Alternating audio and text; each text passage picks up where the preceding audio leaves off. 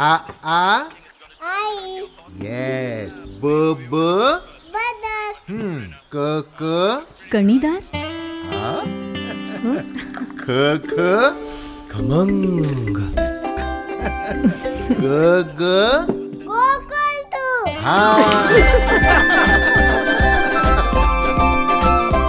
अगदी घरच्यासारखं.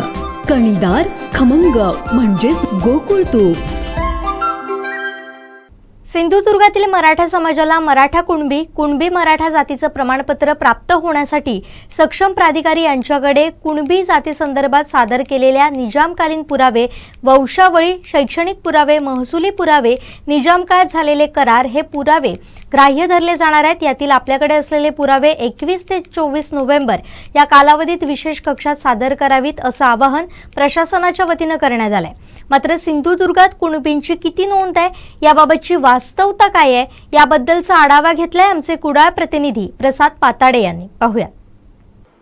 महाराष्ट्र मराठ्यांना आरक्षण मिळालंच पाहिजे या मागणीसाठी मनोज जरांगे पाटील यांनी जंग पछाडलेली आहे आणि आंतरवली सराटी इथून त्यांनी जे आपलं उपोषण सुरू केलं, त्यानंतर महाराष्ट्र शासनाला त्यांनी अल्टिमेटम दिला की या मराठा समाजाला आरक्षण दिलंच पाहिजे. आणि त्यानंतर महाराष्ट्र शासनाने एक परिपत्रक जाहीर केलं. ते 3 नोव्हेंबर रोजी हे परिपत्रक जारी करण्यात आलं. त्यानुसार महसूल खात्याला आदेश देण्यात आले की मराठा समाजामध्ये कुणबी समाजाच्या जर नोंदी असतील तर असे दस्तऐवज सांभाळून त्याची माहिती जी आहे ती शासनाला सादर करा असे आदेश देण्यात आले. आणि त्यानंतर मराठा समाजाच्या कुणबी समाजाच्या नोंदी आहेत त्या संपूर्ण महाराष्ट्रामध्ये काही प्रमाणात सापडायला लागल्या आणि याचाच आढावा सिंधुदुर्ग जिल्ह्याचा कोकणसाद लाईव्हच्या माध्यमातून घेण्याचा प्रयत्न करण्यात येतोय. आणि या ठिकाणी सिंधुदुर्ग जिल्ह्यामध्येही कुणबी समाजाच्या ज्या आहेत त्या 1383 नोंदी ज्या आहेत त्या सापडलेल्या आहेत. यामध्ये देवगड तालुक्यामध्ये सर्वाधिक नोंदी सापडलेल्या आहेत त्या 1357 आहेत. तर मालवण तालुक्यात 25 नोंदी ज्या आहेत ते या ठिकाणी सापडलेल्या आहेत. तर कणकवली तालुक्यात एकच नोंद सापडलेली आहे आणि ही माहिती जी आहे ती जिल्हाधिकारी सामान्य प्रशासनाकडून ही समोर आलेली आहे. मात्र एकीकडे केंद्रीय मंत्री नारायण राणे असतील, त्यांनी मराठ्यांना जे आरक्षण द्यायचं असेल ते 96 कुळी मराठा म्हणून द्या अशी त्यांची मागणी आहे. तर दुसरीकडे कुणबी असेल तरी चालेल, मात्र मराठ्यांना आरक्षण मिळालं पाहिजे अशी भूमिका ही सिंधुदुर्ग जिल्ह्यात अखिल मराठा समाजाचे जे जिल्हाध्यक्ष आहेत ते वकील सुहास सावंत यांनी लावून धरलेले आहे. त्यामुळे सिंधुदुर्ग जिल्ह्यात मराठ्यांना आरक्षण मिळणार का, मराठ्यांची संभ्रमावस्था निर्माण झालेली आहे ती दूर होईल का. आणि त्यातच जरांगे पाटील जे आहेत ते डिसेंबरच्या 1 ते 2 आठवड्यात जिल्ह्यात दाखल होण्याची शक्यता आहे.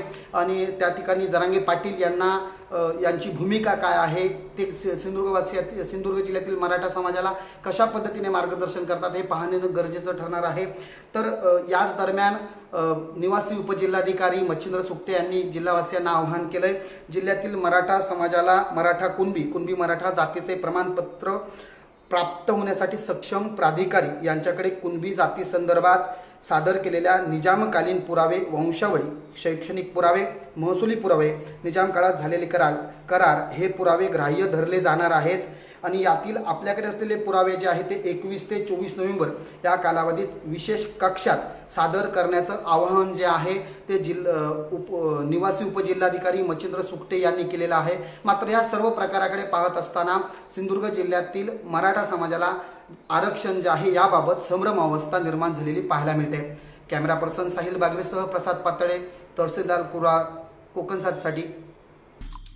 आमचे दिवसभरातले सर्व अपडेट्स, ताज्या घडामोडी आणि थेट लाईव्ह पाहण्यासाठी सबस्क्राईब करा, लाईक करा कोकणचं नंबर 1 महा चॅनल कोकणसाद लाईव्हचं YouTube चॅनल.